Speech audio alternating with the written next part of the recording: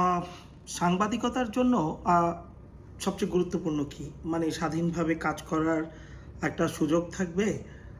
তারপর ভয়হীন সাংবাদিকতার একটা সুযোগ থাকবে। তখন হচ্ছে গিয়ে প্রপার সাংবাদিকতাটা আহ, করা যায় এবং অর্থনৈতিক সচ্ছলতা তো অবশ্যই জরুরি। যখন আপনি অর্থনৈতিকভাবে সচ্ছল, আপনি নিরাপদ, তখন হচ্ছে আপনি সাংবাদিকতাটা ঠিকঠাকভাবে করতে পারবেন। তো বাংলাদেশের প্রেক্ষাপটে এই জিনিসটা আসলে কখনোই হয়ে ওঠে না, না ঢাকার সাংবাদিকতায় না জেলা পর্যায়ের সাংবাদিকতায়। এইটার যদি একটা ভালো উদাহরণ এই মুহূর্তে দেওয়া যায় সেটা আছে। আজকে সেই উদাহরণটা নিয়ে কথা বলবো। সেটা হচ্ছে গিয়ে শেখ হাসিনা পরবর্তী প্রথম গুম মিরাজ শেখের ঘটনা, সেটা নিয়েই আজকে কথা বলবো।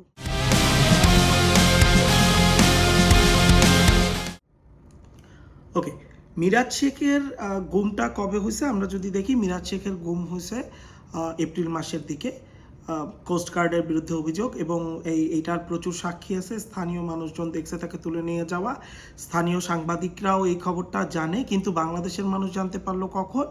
যখন হচ্ছে মানবাধিকার, আন্তর্জাতিক মানবাধিকার একটা সংগঠন জানাইলো যে বাংলাদেশে প্রথম গুমের ঘটনা ঘটলো। এরপর নিউজ আসলো, জুলাই মাসের দিকে আলোচনা আসলো, হাইকোর্ট যখন হাজির করতে বলল তখন আসলে এই আলোচনাটা আসছে। এখন মনে হতে পারে যে এমন একটা গুমের ঘটনায় কেন আলোচনা হইল না। শেখ হাসিনার সময় ছোট ছোট গুম নিয়েও ধরেন কোনো পুলিশ যদি তুলে নিয়ে যায় সেটা নিয়ে আলোচনা হয়তো বা সেনাবাহিনীর বড় গুম নিয়ে আলোচনা হওয়ার বা করার সুযোগ ছিল না, র্যাবের গুম নিয়ে আলোচনা হইতো, নিউজ হইতো।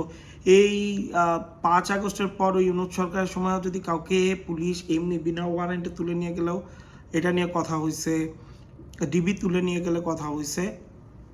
এরকম একটা ঘটনা কেন প্রকাশ হয় না? কেন আসলে স্বাধীন সাংবাদিকতা, ভয়হীন সাংবাদিকতা জরুরি?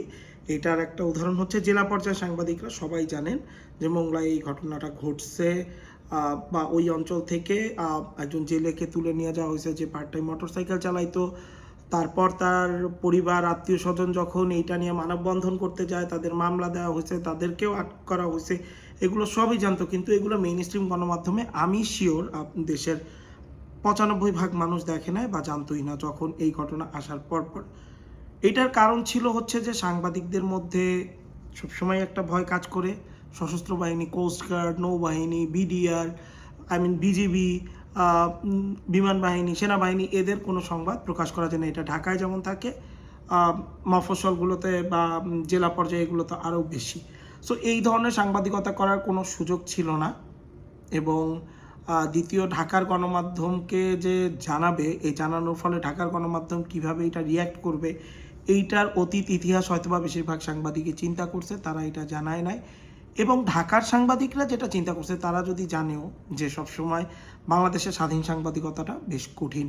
বরঞ্চ বাংলাদেশের চেয়ে আমরা আমাদের প্রতিবেশী দেশ নিয়ে অনেক কিছু নেগেটিভ বলি, কিন্তু আপনারা দেখেন লাস্ট যে আন্দোলন হয়েছে সেখানে স্বাধীন সাংবাদিক যারা, তারা কি পরিমাণ ভূমিকা রাখছে। ইনফ্যাক্ট আমাদের 2024-এর জুলাই আগস্টে স্বাধীন সাংবাদিকরা, যাদের আমরা কন্টেন্ট ক্রিয়েটর বলি, এখন মাল্টিমিডিয়া সাংবাদিক, কন্টেন্ট ক্রিয়েটর, এদের কিন্তু একটা বড় ভূমিকা ছিল। সো বাংলাদেশে জুলাই আগস্টের পর এই সিচুয়েশনটা আবারও খারাপ হয়ে উঠছে এবং সাংবাদিকরা আসলে অনেকে বুঝতে পারতেছে না যে তারা স্বাধীনভাবে কাজ করার সুযোগ পাবে কিনা, এই ধরনের ঘটনা নিয়ে কথা বলা উচিত কিনা, মানবাধিকার সাংবাদিক বাংলাদেশের চর্চা করার জায়গা আছে কিনা, বা এইরকম একটা টার্ম আছে, এই ধরনের সাংবাদিকতা করা উচিত, এইটাও হচ্ছে কি আমাদের অনেক ঢাকার সাংবাদিকরাই এখনও জানে না। মফস্বলের অবস্থা তো আরও খারাপ।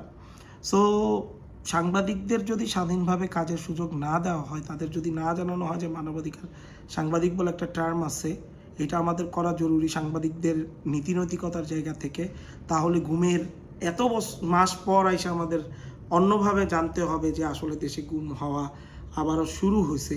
আমরা বাংলাদেশ মিডিয়া মনিটর একটা প্ল্যান করছিলাম যে আমরা বিভিন্ন ডিস্ট্রিক্টে একজন করে ভলান্টিয়ার রাখবো, যারা হচ্ছে এই ধরনের ক্রাইসিসগুলো, এই ধরনের ইনসিডেন্টগুলো যেগুলো গণমাধ্যমে আসে না, সেগুলো হচ্ছে আমরা ডকুমেন্টেশন করার জন্য। সো আমাদের এইটা আমরা টের পাচ্ছিলাম যে এরকম বড় বড় মানবাধিকার লঙ্ঘন জেলা পর্যায়গুলো হচ্ছে, কিন্তু ঢাকার গণমাধ্যম বা স্থানীয় গণমাধ্যম প্রকাশ করতে পারতেছে না, প্রকাশ করার সাহস পাচ্ছে না। আমার মনে হয় যে সিভিল সোসাইটি, রাষ্ট্রের এখনই এই বিষয়ে উদ্যোগ নেওয়া উচিত।